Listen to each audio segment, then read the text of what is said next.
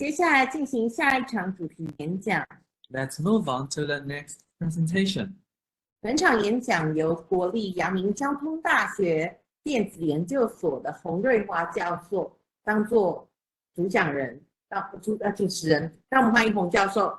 Now let's welcome the moderator, Professor Ruihua Hong from National Yangming Jiao Tong University. Professor Hong, please. Okay, so I will host this section today, and we are very happy to invite Professor Kim to give us a talk. Professor Kim got her PhD degree from medical chemistry in the State University of New Jersey. And now she is a professor and the vice president of Dongseo University, Korea. Professor Kim is also serving as president of the International Network of Women Engineers and Scientists during these 3 years. Today, she will give us a talk titled "The Role of Women in STEM Networks in the Era of Impacts." Let's welcome Professor Kim.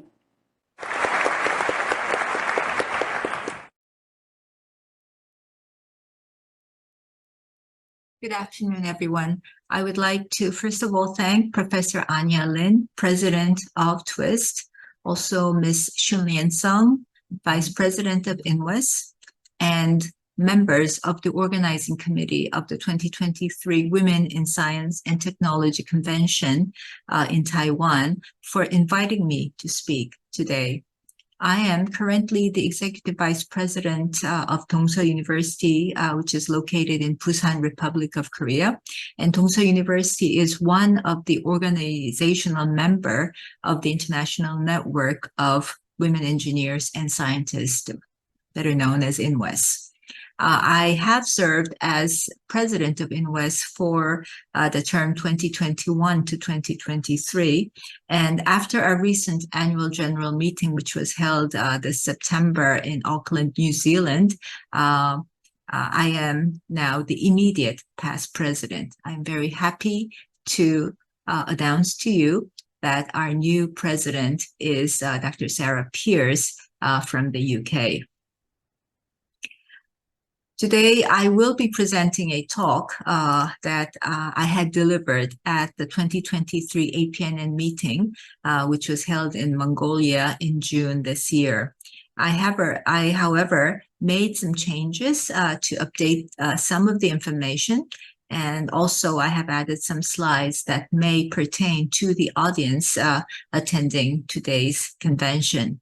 The title of my talk today is, as you can see in the slide, Women in STEM Networks in the Era of Impact.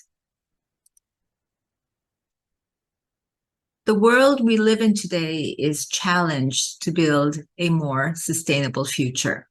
And thus, as shown in this chart, there are many words that may seem very familiar to you, even if you are not working in a field that is related to these terms, such as climate change, renewable energy, carbon neutral, human needs. But among all of these, the word sustainability seems to stand out, which means that sustainability is deemed as a very important global agenda today. And I'm sure that we will all agree on this. However, sustainability is not a new concept. People have been practicing sustainable living by tuning with the natural environment. And this is especially true in many Asian cultures where the harmony with nature had been emphasized over our history. And I think many of you in Taiwan and, for example, from the country where I come from, Korea, people would agree on this more than some of our other friends in the other parts of the world. Yet the need for emphasizing sustainability has been escalated as the world faces global urgencies, including issues with climate changes. Sustainability is linked to environmental problems and movements, but scholars mostly agree on 3 dimensions of sustainability, calling it sometimes the 3 pillars. And they are, as you can see in the slide, economy, society, and environment. There are different models that explain sustainability, but one model, which is called nested model, show that economy, society, and environment are dependent on each other. For example, economy is dependent on society, and both are dependent on the environment. And these are realistically what advocates for human development. In other words, these 3 pillars or these 3 dimensions all lead to what we call the needs for human development, or they are related to human development factors. Although the research on human development and sustainability may take different methods and different routes, still we cannot separate this from one another. And another word that we are hearing more often, and this is what you see in the title of my slide, is the word impact. For scientists in research institutions or academia, we may be more familiar with impact as being an impact factor of the journal at which we publicize our work. And however, here, when I say impact, I am referring to sustainable impact, and thus demonstrates the social, environmental, and economic sustainability outcomes to mean impact. Impact is preferably shown in a quantifiable or measurable result. For example, when we say that, or when some institutions would reveal their impacts, so to speak, they would show how much carbon dioxide emission has been reduced through their activities, for example, in actual numbers. But not all impacts are measurable nor quantifiable yet, I would say yet. Eventually, we may want something in a more measurable or quantifiable form.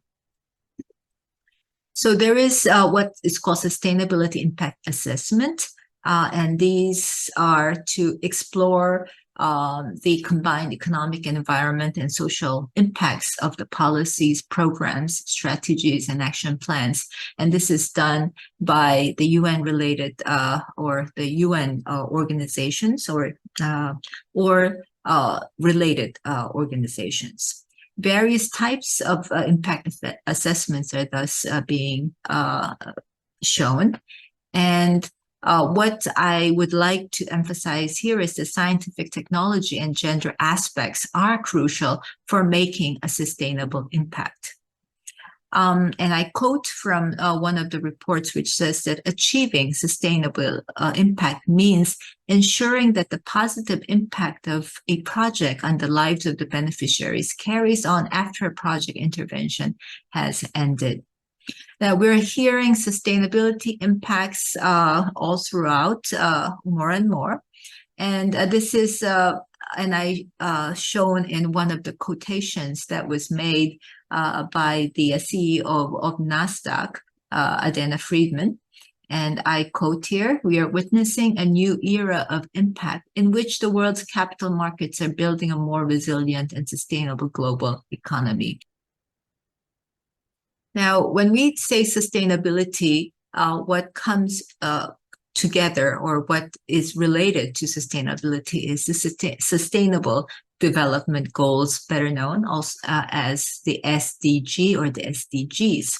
Sustainable development refers to the processes and the pathways to achieve. And thus the United Nations agreed on the SDGs in 2015, which were set global agenda with a deadline for 2030. So I'm sure you're very familiar with these 17 goals. And so today, rather than focusing on SDGs, I would like to be speaking more on the broader and longer term of sustainability. At this point, some of you may wonder, why are we talking about sustainability as scientists and engineers? And I would like to point out to you at this point that among the 17 Sustainable Development Goals that have been set up by the United Nations, you will see many of them are related to women and STEM, or women and science and technology.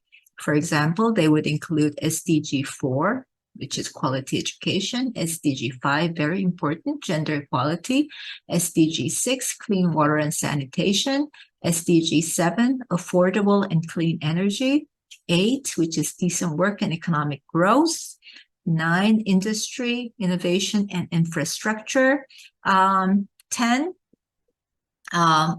reduced inequalities, 11, sustainable cities and communities, 13, climate action, 14, life below water, 15, life on land. So these are all the goals that have reference to us as women in the science and technology, engineering and mathematical fields. Moreover, science, technology, engineering, and mathematics, or STEM, are critical fields for tackling the challenges related to this effort. Science-led solutions play a critical role, not limited to climate science alone, but it covers all scientific disciplines. And as you know, science or engineering is something that it has to be done by both men and women, and thus women are effective actors or agents of change for mitigation and adaptation to climate change and sustainable issues. However, in this slide, you see this alarming figure. And the question that I would like to raise at this point is, how much progress have we gone, or how much progress has been made towards the achievement of the 17 SDG goals that have been set in 2015. And to remind you that there was a date set for achieving these goals, and that is 2030. This year we are in 2023. We have 7 years left before the goal has to be met. There has been, over the years, reports have shown that there has been quite remarkable progresses in achieving the goals, not just the 17 goals, but each 17 goals have also actions that go underneath each goals, and many of the actions have been progressing very well. But recently, and that is in the Sustainable Development Goal report that was published very recently, and this is a 2022 report, it revealed worries that the progress seemed to be at some point also reversing. The recent report also showed a widening of the gap between the developed and the developing nations. And many of these developing nations are located in the Asian continent also. Uneven impacts of climate crisis is also being observed and reported. And I think many of us are feeling the brunt of the global warming. As this year, you will remember that we had very odd, very hot summers. And thus global temperatures are projected to surpass the critical tipping point of 1.5 degrees Celsius above industrial levels in less than a decade. What is serious. Well, I think many of the reversing of the progresses would be seriously will be serious. But for us as women scientists and engineers, the goal 5 should be brought to our attention, where the data indicators show only 15% being on track, meaning that the gender equality goal is faced with challenges at the moment. What does this number remind you of, or what are you seeing in this number? 131 years. What are we expecting to happen in 131 years? And I do hope, and I think you will agree, that we want something good. But do we want to wait 131 years for whatever is going to happen? Now, 131 years refers to the year or the time that it will take for the gender gaps to fully close if we go on at the current rate. The good news is that compared to what was reported last year and the year before, this number is decreasing. 2 years ago, the figure that was presented by the World Economic Forum was 135.4 years. Last year, it was 132 years. This year, it's 131. So we're going to hope that these numbers will decrease, but more drastically. In other words, for gender parity to close, we need to really work harder, and we really need to put a lot more attention to what is going into this aspect. Now, the gap that we are seeing is 68.6%, or somewhere around the 68% level. And this is, and you can see in the graphs that have been shown that over the years from 2006, when the first gender gap report, or the gender gap, a global gender gap index was reported by the World Economic Forum, we are seeing somehow some or very slight change, or maybe a little bit of a seeming improvement, but again, going back down. There are different factors that are pertained to the gender gap index, and they are the economic participation and opportunity subindex, education attainment subindex, health and survivor subindex, political empowerment subindex. As far as educational attainment and health and survival is concerned, the world has been doing quite nicely, where we're seeing about 95.2%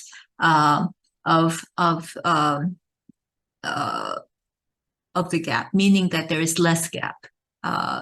If we reach 100%, that is going to be 1 in terms of the index, then that means parity. So as far as education and health, I think the world has been doing well in closing the gap. Economic participation is still quite low, and we are still at 60%.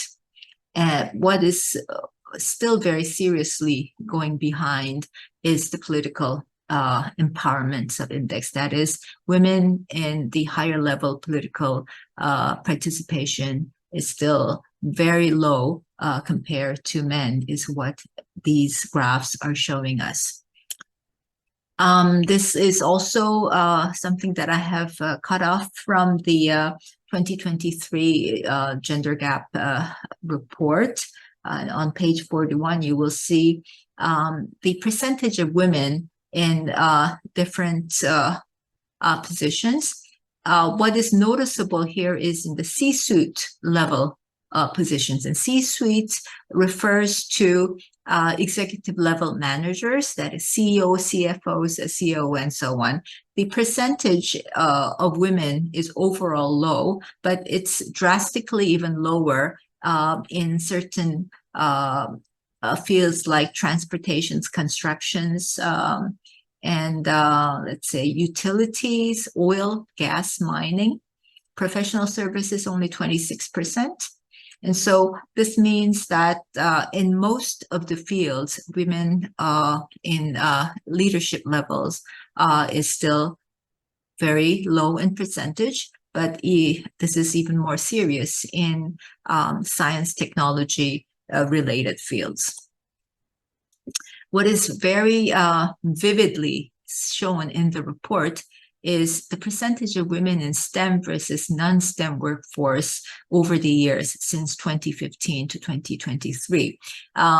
Since recently, when the gender gap report was first published, they did not have STEM fields separated, but since a few years ago, and I think it's from 2015, they have added a section on the STEM fields, and so we can see this more clearly. So you see that in the STEM fields, women are still less than 30% in the makeup of the force overall, and we're seeing a slight increase, but not much. Overall, in non-STEM fields, we are close to 50%. There are other problems that may relate to the women in the workforce in the non-STEM fields as well. But as far as the numbers are concerned, there is at least almost half of women in the other fields, while in the STEM fields, we're still very low. So something that we want to look at. So our mission, not as members of INWES, but I would say our mission as women scientists and engineers for a sustainable world can be summed up in two aspects. One is to be able to work for more representation of women in STEM, and this is what we call gender balance. And second is to go beyond gender balance, but to go into a more balanced human development by covering diversity and inclusiveness. In other words, to have policies and practices in diversity and inclusion in the STEM field overall would be something that I feel that we should consider our mission if we are to contribute to sustainability. In other words, to be able to build a sustainable future for our future generation. Now, I've been talking a lot about sustainability overall. Now, what does that have to do with us as women scientists and engineers in terms of our networks and organizations? I am not going to be able to present to you many details on this, but what I would like to talk about now is to show what INWES, as an international organization of women in STEM, has been doing to be able to contribute to the actions for building a sustainable world. And before that, I would like to also show you why networks are important and how we may want to do it, what we have done, and what we might want to do in the future based on the reports by the UN, especially on the recent reports showing that there has been a reversal of the progress in reaching the Sustainable Development Goals. So first of all, the organization that I represent, and as I think many of you do represent, are also our members. If you are a member of TWIST, you are a member of INWES. So to give you just an overview of what our organization is shown in the slide, we are a global network of organizations of women in STEM. We have organizational members like TWIST, KWSC, Dongseo University, NMIT, WES, and we have corporate, well, we don't really have corporate members now. We are looking for corporate partners. We have university members, individual members, and altogether we represent about 250,000 women, reaching over 40 countries. But I think I would like to emphasize that we have reached all 6 continents of the world. Our mission is to build a better future worldwide through full and effective participation of women and girls in all aspects of STEM. So in other words, in this era where impact is so important, that is where sustainability and sustainable impact is so important, INWES has been part of this force working on building a sustainable world.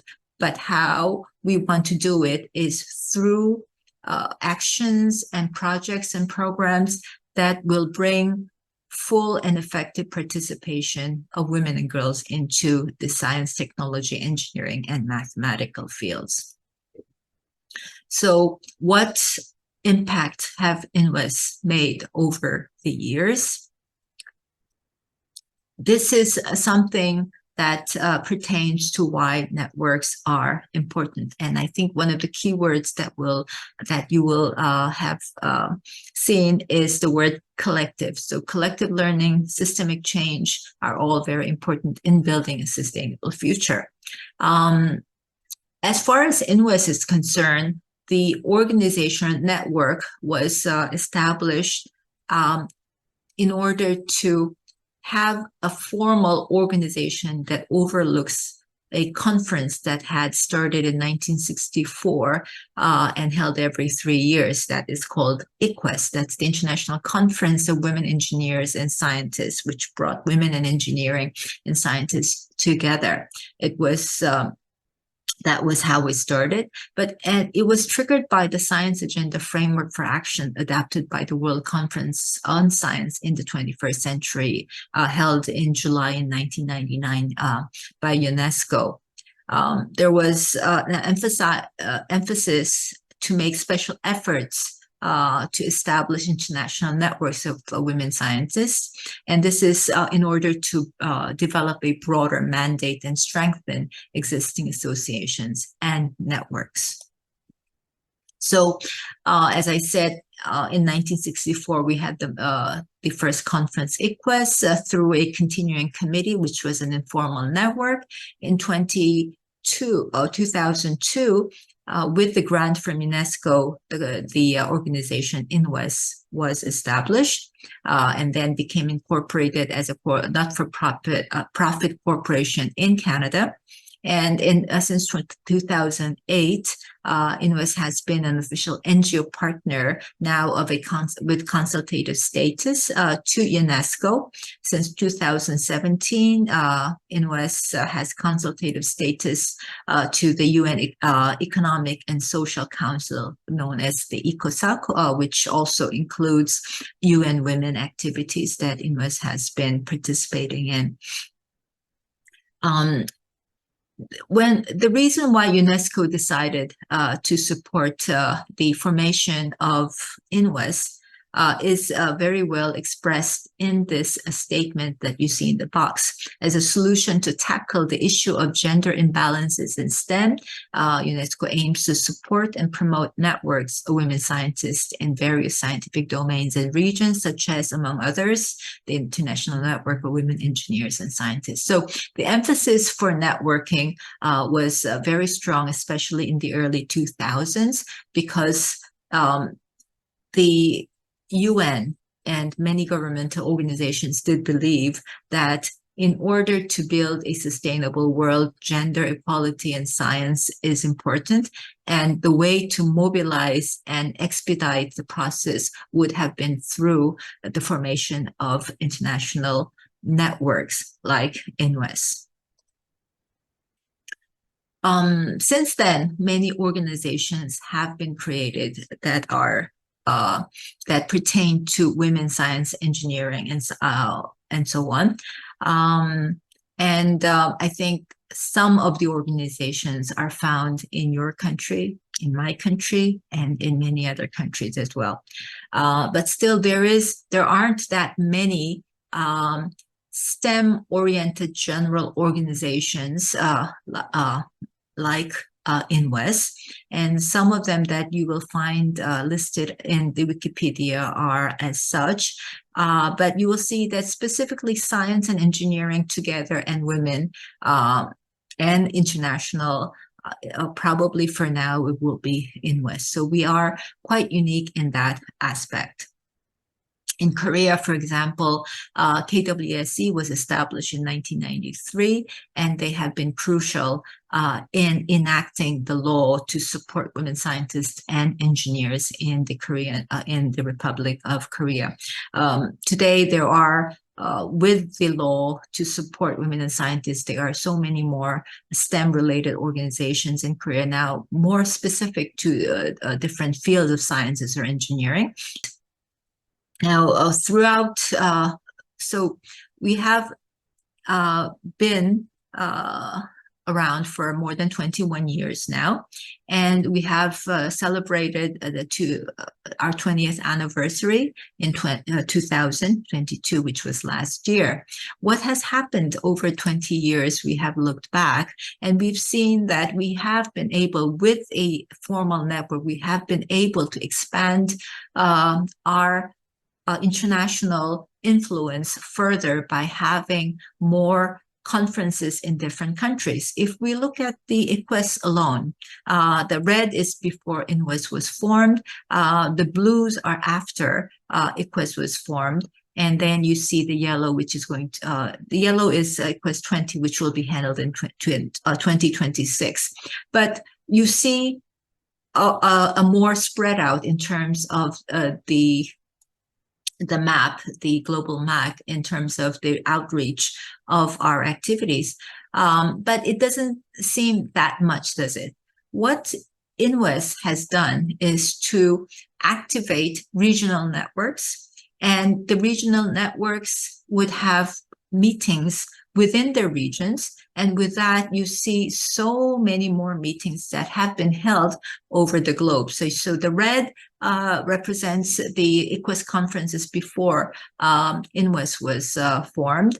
The blue are the ICWESs after INWES was formed. The green are regional conferences. So these are the conferences that were held when ICWES was not held. And you see these regional conferences. The purple are the APNN meetings. And you can see that over the years, there has been many, many APNN meetings where the members in the Asia Pacific could gather to have discussions, to talk about policy makings, and to talk about actions that we could do together for sustainability.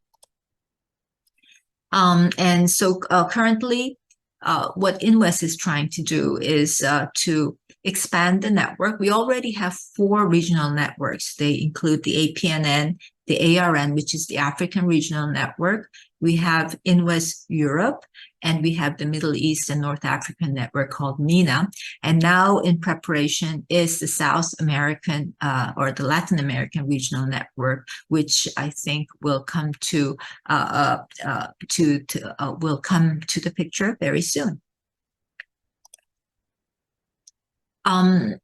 Since the meeting is in Taiwan, I thought that I would give you a brief background of the Asia Pacific Regional Network that has been formed in 2011. And so it took a couple of years. It was in 2008, there was a workshop in 2009, and then finally it was in 2011 that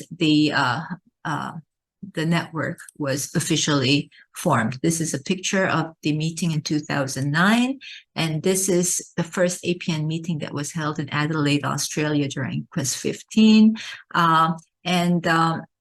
I saw this picture, I found this picture of Professor Charlie Wu, who attended this meeting, and this is where actually TWIST became the member of INWES. Just to give you a background of TWIST in relation to INWES and APNN, TWIST joined INWES in 2011. I think there were representatives at the 2012 APNN meeting. TWIST hosted the APNN meeting in 2013. You see this picture here. And has served as the APNN chair organizations as from 2017 to 2020. There have been 2 board members, Professor Charlie Wu from 2014 to 2016, and she served 2 terms, 2017 to 2020. And now Ms. Shunlian Sung is serving her 2nd term as board member of INWES. So what other impacts have we made?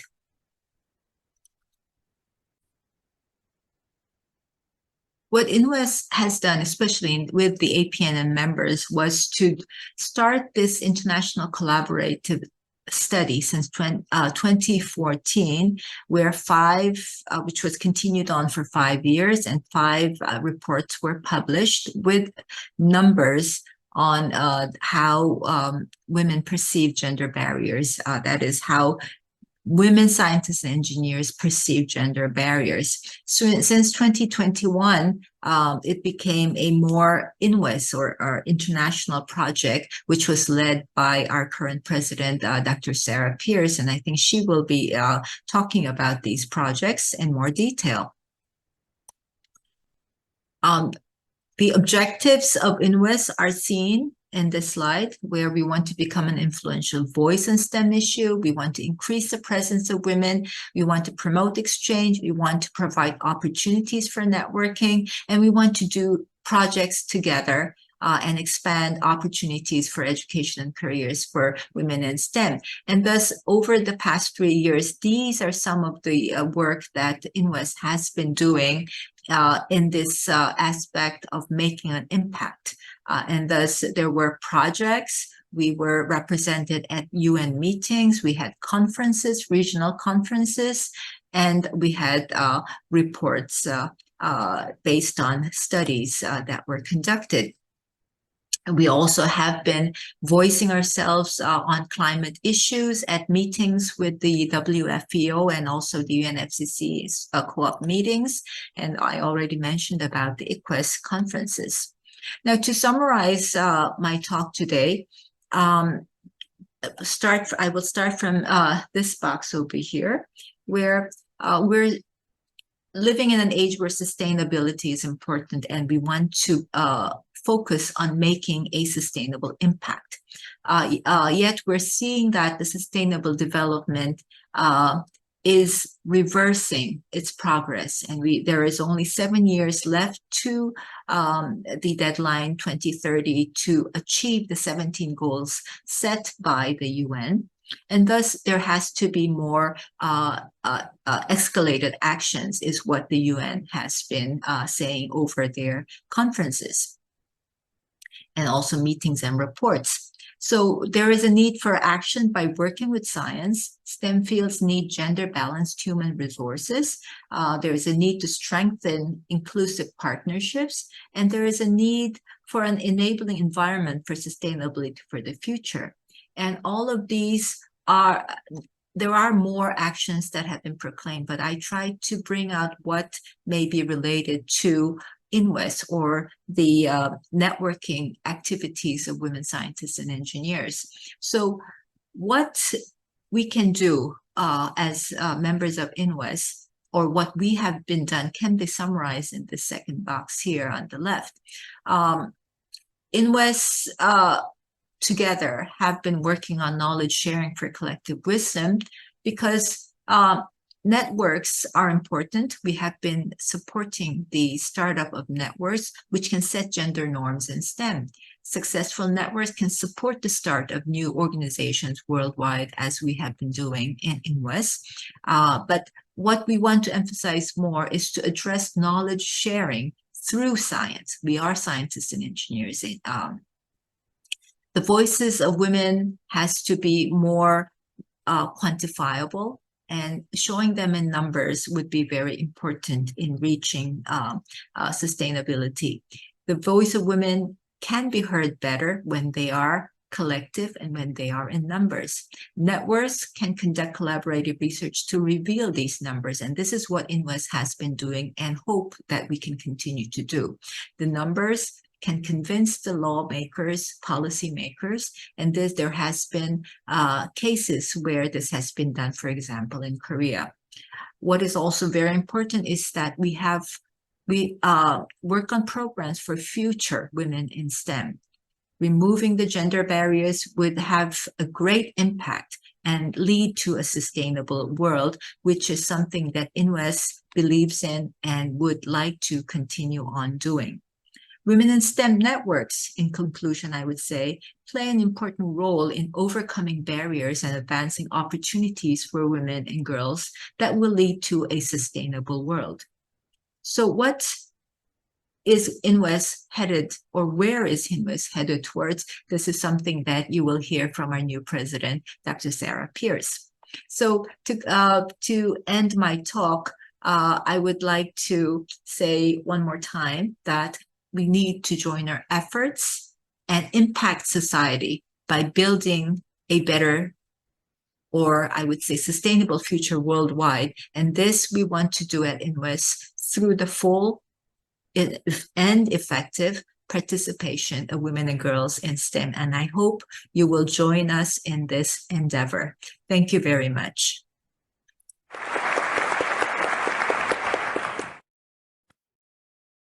Okay, so very nice talk, and let us learn some very important history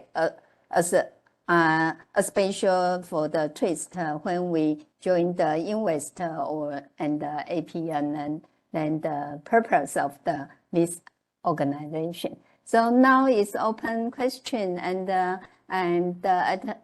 attendee, you can see the QR code, and if you have any question, please scan the QR code and put your question in the box. Okay, so now there are many questions. So, Professor Kim, can you see the question box? Okay. So first one is you mentioned women are effective actors or agents of change for the migration and adaptation to climate change and sustainable issue. In the first, maybe the early page. So why? Because this topic maybe all person can determine this sustainable or the weather and climate. So climate issue. So why only you mentioned the women? Well, I didn't mean to say only women, but the reason why I emphasize this is because the agenda on sustainability has been around for a long time. And if for some of you, you will be, I think you would know that the issue of global warming was raised first by Angela Merkel in Germany. She, as you know, she is a scientist herself, and thus I think that women are, and I mean, I'm not saying only women, but women are in a way more empathetic to the problems of this sustainable issues, and thus their involvement would make would make the problem solved more effectively. There was a study that was published in the Harvard Business Review in 2016, where the title was "Why Are Women Leaving Engineering?" And there were two reasons that was raised, and one was because women, when they go into science or engineering, have different expectations from men. And the expectations that was observed from the women or from the respondents was that women want to do science or engineering to make, to contribute to problems that are more global, or they want to do something to make changes to the world. So in other words, sustainable issues, I think, is something that women would be more, would encourage women more to do their sciences. And I think this is also going to be an answer to one of the other questions that was raised. And so this is why I emphasize that. But another reason why I emphasize this is because we really need to get more women to get into action and to participate in these activities, because as I already mentioned in my talk, that we cannot just let men handle these issues. We have to join in the effort, and I think we can do better. Mm-hmm. Okay. And second question is, women in Korea are fighting to end economic. Right? Yes. So, yes, I read this. Yes, we're fighting to end economic, social inequality. But President Yoon Suk-yeol plans to abolish the Ministry of Gender Equality and Family. How? Yes, this is actually a very painful question as a Korean, but I'm going to give my answer in two aspects. I am not really into politics, so I'm not going to try to give a political answer to this one. But first of all, there are many women who are very much against the abolishing of the Ministry of Gender Equality and Family. So there are still women's organizations still fighting to get this reversed. But to speak of the other side as to why this has happened, and what they are saying is that because the women's issue was limited to the to projects and programs within the ministry, there may have been very limited things that could have been done, and by expanding the work that has been done in the ministry and putting, adding this to other ministries or other government offices, then the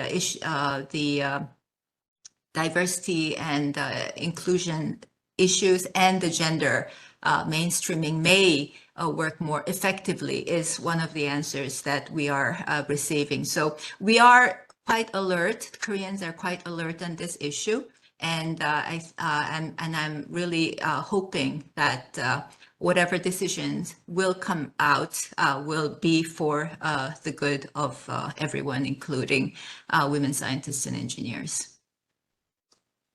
Okay, so next question should be the role of women in STEM networks in the era. Why is where? Because it's changed. Yes, it switches. Did you find it? Oh, okay. What? No. What's the topic? Where? Oh, that's I think the title of my talk. Is that the title?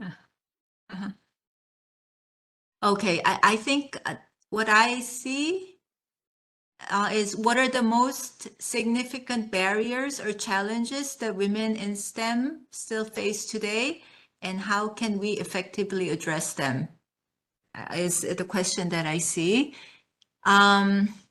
Well, I think as far as barriers and challenges are concerned, we've been discussing this issue for a long time, for a long time. I mean, I think more than 20 years and even longer than that. And I think we all know what the barriers are. The gender stereotypes is one of the biggest barriers that has been identified, and I think we have been able to identify that. The problem is, how do we solve this problem of gender stereotype? And the other thing is, of course, work-life balance is also another barrier. So these are barriers that have existed, but now have become recognized and identified. And thus, what we can do to address them is actually a very difficult question because we've been working on this for a long, long time. And so the solution that I can suggest at the moment is to mobilize the networks. So networks like INWES and of course networks like TWIST, I think will be very important in addressing and especially effectively addressing and eventually solving these problems. So I think women's networks will play an important role for a while. We are going slow, but I think we're hoping that we'll go faster. And so you mentioned using the network to overcome the barrier, but how do you do it? Because for example, someone have some problem, then and send to the question to the network and to like the INWES. So did you how to give the person some suggestion? Well, I think the function of a network is to bring the voices of women together. And we have, from our experience in INWES, and from our experience, well, I'm also a member of KWSC, from KWSC is that when women get together, we are, it's no surprise, but we are surprised that they share very, very much common problems and difficulties because they are less in number in wherever they belong to, and thus voicing up or voicing their issues or problems within the organization or the institution they belong to becomes very difficult. So what the women's networks can do is to put these voices collectively and bring this up in a more louder way, whether it be in the form of numbers or whether it be in the form of statements. And one very good example I think I can share is that of KWSC. And when KWSC was formed in 1993, there were very, very few women who had permanent jobs in scientific institutions. And this is when they got together. And eventually they were able to bring out a law, or they were successful in being able to enact a law in 2002 that is called the law, that the act of supporting and women in science and engineering. So with that law, women are now well protected, better protected, and as far as employment is concerned, they are the issue or the indexes that show the lessening of the problems is shown, although we still have a long way to go. But I think that's one example that I can share with you as to what women's networks can do. Okay, so the next question, could you share your insights on how INWES can expect the closure of current gender gaps, which are expected to take 131 years to close at the current rate? This is again another very difficult problem that we have to solve together, and this is why we have INWES. The 131 years is a global number, meaning that it's an average that the World Economic Forum has calculated for the world. Each country has different shows different indices on how far they are in terms of the gap, and thus what INWES can do is to bring out to put different data from different countries together to be shared. And for one example, again, is, for example, one of the members of INWES is KWSC, and KWSC would bring the process of how they enacted the law to Vietnam. So they visit the member in Vietnam, and they had a meeting where they explained how these processes happen. So like sharing of these informations can happen. And this is something that can happen on a worldwide scale. And when we bring out these informations out, and when we bring this out so that they can be heard by policymakers, then I think we will be able to close the gap eventually. I wish that there was a way that we can really expedite it, faster. But I think we have to be a little more patient and try to do what we can as we are doing now. Yes. Yeah. Okay, so but I think you bring your experiments to the Vietnam, but due to the different country, the policy could be different. So how to become the real policy the country can use? Yes, so that's so every country has a different situation. And so when we started the GIZE, that was at that time, it was not GIZE, it was an APNN collaborative project by KWS in 2014. What we aimed to do was to do a survey on different countries. And when we do different countries, then we get different raw data. So we have Korea, we have Taiwan, for example, we have Vietnam, Malaysia, and so on, Mongolia, and so on. And what we did at that time was to give the data to that country, because there will be a difference in results from how Koreans would respond as to how Vietnamese would respond and how Taiwanese would respond. So that set of data would be given to that organization, and they will use that data to make the interpretations and bring that into to be used for voicing themselves to the policymakers.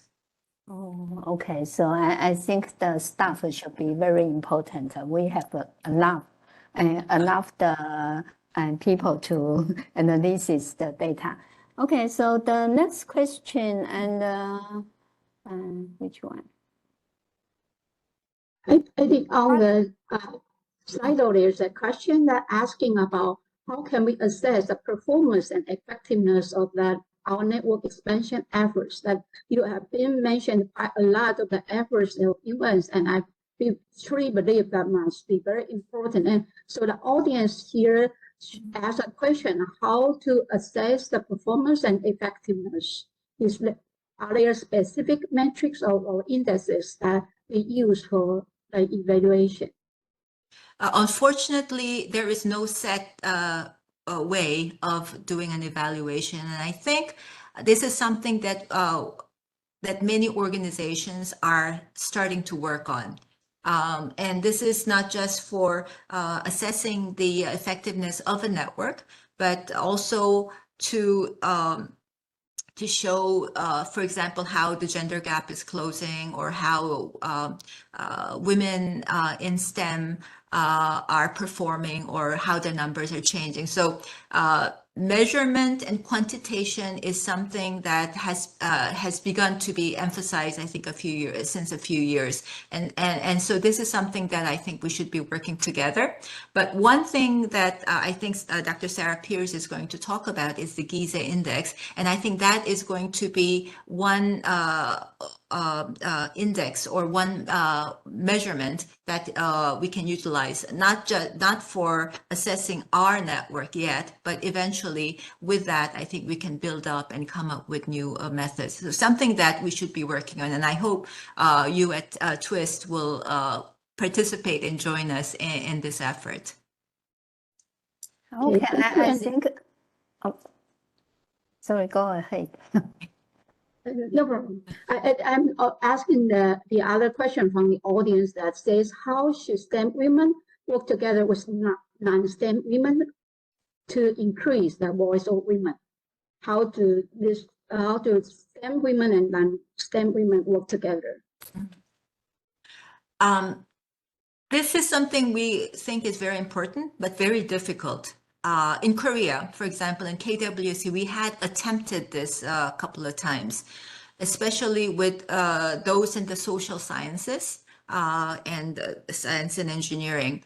The difficulty was in the way we have been trained to do science versus how they have been trained to do their field of expertise. And so because we start from a different basis, we had some communication problems. And so we had some difficulty there. However, it's been a while, but I think slowly we're coming together, and we're learning that we can learn from each other. And so I think it's very important that we make opportunities like such. But to be very honest, I have not really seen many opportunities or cases where this has happened, although I believe that it is very important. Okay, so I think I still have the 2 or 3 questions, but due to the time limit, maybe if possible, the Professor Kim can answer us by the chat. And so now I think the time's up, and let's send Professor Kim, and I hope you can visit Taiwan. Maybe this year or next year we have the big activity, so that time maybe you can join us. So thank you again. Thank you very much. Thank you very much, Professor Hong, for moderating. Thank you. 感谢金正善理事长的精彩分享。 Thank you, President Kim, for your inspiring talk